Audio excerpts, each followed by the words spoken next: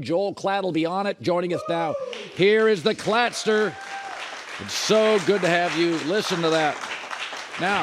Crowd. I love it. Crowd. Ovation. So listen. Everybody, this is the way college football works. The whole country is pulling for Penn State to beat Harbaugh. You think so? Oh, that is why I'm going to double down and say Michigan wins. Ooh. But there are a lot of people that are rooting for Penn State because Harbaugh's confident, and that's a bad thing in today's society. They don't like that. He can't be good. He's confident, and he doesn't care what you think. He doesn't, and he makes it very clear. Okay, Penn State. It's a difficult one for Michigan. Why? Because Penn State has transformed. They're far different than they were a year ago, and their strengths are actually right where you need to be strong to face Michigan. So from a matchup standpoint, this is a difficult matchup, really for each team, which is why it's such an intriguing game, but certainly from the Michigan standpoint. And one guy stands out, above any other for Penn State. And it's not their quarterback, Sean Clifford, or even their great new running back, Nick Singleton, a freshman, or their offense, Brenton Strange, you're seeing here on your screen, the tight end running for a touchdown against Purdue.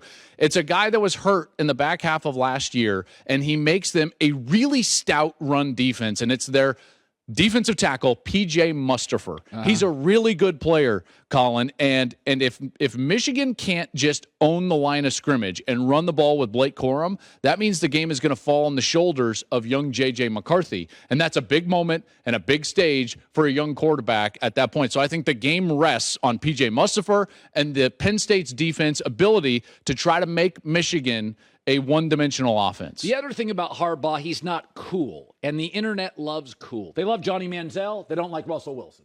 They love cool, and Harbaugh wears Dockers, and he wears that goofy whistle, and I'm doubling down on Harbaugh this weekend. I like Michigan to win. They looked a little bit like it last year. This team looks like, eye test, they can play with Georgia. May not beat them, but I see size, strength, arm, speed. They're fast. They can run. You touched on it right there in the end. The most important aspect for Michigan this year is they are faster. Now, they have not shown a lot of, let's just say, offensive creativity over the last few weeks. And I'm wondering, I'm sitting there, shoot, man, it feels like I'm like the voice of the Wolverines. I've seen them 3 straight weeks. I'm about to see them a 4th straight week. But Colin, in the back of my mind, I'm just sitting here and I'm wondering to myself, is this really their entire offense, or are they saving something? Well, the quarterback's a kid. Well, I understand that, but that doesn't mean. See, here's the thing. The misconception about creativity on offense is that it's hard for the quarterback mentally. It's actually not. Okay, and the more creative you can be pre-snap, then the more vanilla you can be post-snap. Yeah. This is the way offenses should always be built.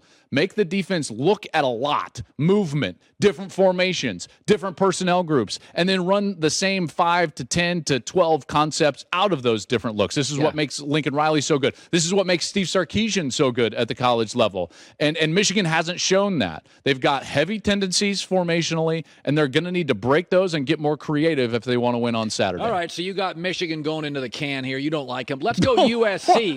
Wait. So another gigantic, important brand for the sport. Everybody's bailing on USC, and then I watch Utah get completely undressed by UCLA. By the way, UCLA is a tough matchup for USC. I'll get to that later. Yeah. They are. They match up. I don't know if Utah's as tough a matchup. You know what Utah can't do? Stop mobile quarterbacks. Okay. That's fair. They struggled with Anthony Richardson. They struggled with Dorian Thompson-Robinson. And I think it's very obvious. If I can see it, Lincoln Riley at practice can see it. I watch this matchup, and I'm like, I think Caleb Williams is going to be a handful for the Utes. No doubt about it. Caleb Williams is a bad matchup for Utah. There's no doubt. However, I will say this. This is a terrible matchup for USC. Terrible matchup for USC. Their success this year is a bit of an illusion. Oh, okay. And the reason being because it looks like their defense is playing better and can stop some people. They're number one in scoring defense in the Pac-12. I didn't hear you. Would you say number one in the nation? No, Pac-12 okay. in scoring defense. They're number one in the nation in interceptions and sacks. Impressive. But the only way they can get to that is if they play with the lead. Their offense is so important to them because their style of play is so important to them. Did you know they're 105th in the country in terms of yards per rush defense? They give up over 4.5 yards per carry. Guess who's more committed to the run than anybody in the conference? Utah, 33 carries a game. Or, 39 carries per game. Guess who does a better job than anybody in the Pac-12 of holding the ball and keeping the opposition's offense on the sideline? Utah, 33 minutes per game time of possession. Guess what Utah does at home in Salt Lake? Since 2017, they're 23-2. Utah wins this weekend, folks. All right. Utah wins. They're favored by 3.5. They should be. USC is good. I love what Lincoln Riley is doing. You know that more than anybody. I sit here and sing their praises. But this is a terrible matchup because of the illusion of quality defense. That defense is not quality if they can't play with the lead. So let me guess. Michigan, USC stink. You got Tennessee beating Alabama. Stink? What are you talking about? Let me guess. Tennessee beats Alabama. Oh, it's a terrible matchup for Bama. Oh, boy. Yeah, you know how many times I've heard that in the last 10 years? And you know how many times I've seen it? Not many. Well, at some point, you just got to watch the film, look at the data. I like Tennessee's uniforms. I thought the gray uniforms were atrocious last week. Now, I thought what was most impressive about Tennessee last week was their quarterback. He's fantastic. I love Hendon By the way, Hooker. who beats Alabama? Fairness. Quarterbacks. Yeah, if the quarterback can move, I mean, if you go look at the history, I will say this. Tennessee has a way of breaking your heart. Nobody gags like Tennessee football. No, that's true. I will say, this is the kind of quarterback that has beaten Alabama. And in particular this year, this is what they struggled with in the first quarter against Texas, is that Quinn Ewers could hurt them down the field. When it comes to down the field passing, maybe Ohio State does it better than Tennessee, and nobody else really. Yeah. In fact, when you look at, who's thrown more 30-yard completions or more in college football, explosive pass plays, Tennessee is second on that list to Ohio State with 16.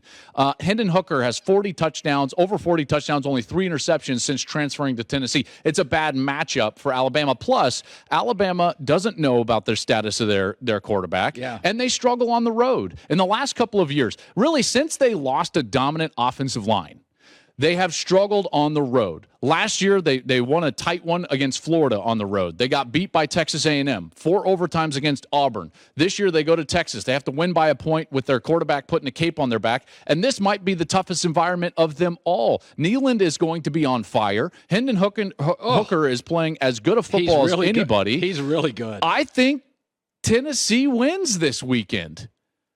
I've got to. I hate it. Listen, after whatever I said, what it was 7 years ago, like, oh, Alabama's done. You do not make money betting against Nick Saban, betting against the Tide. But this matchup is bad for them. John Quincy Adams was the last time Tennessee beat Alabama. He was the president. When's the last time Tennessee beat Alabama? I know. It must have been 15 years ago. I think that they win Saturday. That they win Saturday. So you got USC rolling down the hill, getting whacked in Utah. Well, they're not even favored in that game. That's a terrible. Again, football is always about matchups. This is a really bad matchup for USC on the road against Utah, and this is a really bad matchup for Alabama on the road against Tennessee. These two teams are strong where they need to be to beat Bama and to beat USC. Let's look at your Joel Klatt's top 10. Okay. I got to be honest with you a little bit. I think I'm not in love with Clemson this year. I'm not, and I'll tell you this. Well, we just don't know. Oklahoma State, I watched them last weekend. I think Clemson and Oklahoma State, I'm not buying it. I think they're good. I think Tennessee is underrated. I'd move Tennessee up. I think, UCLA may be a basketball school. I got UCLA in there at number 10. UCLA's got seniors on the offensive line, senior court. They got a lot of snaps. Let me just put it to you this way. If you're looking at this top 10, the top 5 are clearly kind of the top 5. And I know you threw out some questions about Clemson. Top 4 might be the top 4. But those are the 5 schools that you could have made playoff appearances outside of everybody else. USC, Penn State, Tennessee, Oklahoma State, UCLA have not. If you're saying of those next 5, Tennessee, which team is most likely to go to the playoff? Well, I'm saying the 4 teams you have, Ohio State, Bama, Georgia, Michigan, I think they're the top 4. Tennessee, I would put it 5. So of those next teams, I think UCLA might be the team that's most likely to go to the playoff. Oh, no, most likely to go to the playoff. That's what I was bringing up. Because Tennessee's going to have to win 2 of 3 against Bama, Georgia, Bama, right? Like that's what they're going to. And I don't see that. USC, they got a bad matchup against Utah, and it's a terrible matchup against UCLA. I think Penn State in that gauntlet in the Big Ten East, that's tough. They got 2 teams ahead of them in the rankings. Oklahoma State's not that much better than the rest of the teams in the Big 12. Right. And now you're sitting there, and it's like, hey, the way UCLA played, they could win the Pac-12. Okay, I tend to be one of these people. The internet is just, everything is outrage. You and I joke You're the voice of reason? I tend to think I am. You're the calming influence of the internet. I tend to be patient with the long history of giving things time to bake. But I'd fire Venables this weekend. So Matt Rule is available. Yes. If I'm the athletic director at Oklahoma, I say, hold on. Hey, time out. I'd call his agent. I'd say, Matt, golf. We'll give you free golf. Golf. I got 4 games to watch. This is a whiff. You got to own stuff. Hey, Arizona said, I'm talking right now. When I watch Oklahoma, tackling, coverage, you see that sideline the last 2 weekends? There's bad. Like, guys are bailing. We have a transfer portal now. You can lose 10 starters in this thing.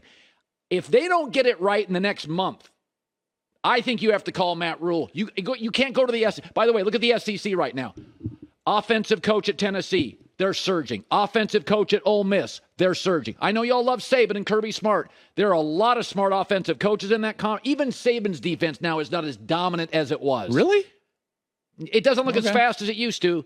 All I'm saying is, Matt Rule, he's not taking the Wisconsin or Nebraska jobs. Come on. I don't know. That is a quick trigger and a huge number to move away from Brent Venables.